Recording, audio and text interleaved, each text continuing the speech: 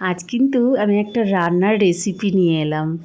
বড়ি ভেজে নিচ্ছি। কি সুন্দর একটা রান্না হয় এটা। যারা খাওনি তারা একবার করে খেতে পারো। বড়িটা আগে খুব ভালো করে ভেজে নিলাম, আর এদিকে সজনে ডাঁটা আর আলু কেটে ধুয়ে বেছে রেখে দিয়েছি আমি। ওটাও তেলের মধ্যে দিয়ে দিলাম। ও হ্যাঁ, কালো জিরে ফোড়ন দিতে কিন্তু কেউ ভুলো না। কালো জিরে দিলে একটা ভালো সুন্দর গন্ধ বেরোয়। নুন আর হলুদ দিয়ে আর কিছুই না, একটু নাড়াচাড়া করে নেব, মানে ভাজা ভাজা করে নেব, হালকা ফুলকা ভাজা, বেশি ভাজা নয় কিন্তু। এই হালকা ভাজাটাই কিন্তু খুব ভালো লাগে।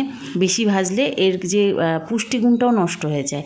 আর দিয়ে দিচ্ছি সবজি মশলা। আজকে অন্য কোনো মশলা দেবো না, ধনে গুঁড়ো, জিরে গুঁড়ো, আদা বাটা কিচ্ছু না। সবজি মশলা দিয়ে করলে না বেশ সুন্দর একটা গন্ধ আসে। এটা আমাদের নিজেদের জিভের যে স্বাদ তার জন্যই আর কি বলছি। আদা বাটা, ধনে জিরে গুঁড়ো দিয়ে তো করি, কিন্তু আজকে একটা সবজি মশলা দিয়ে করব, প্লেন ঝোল করব।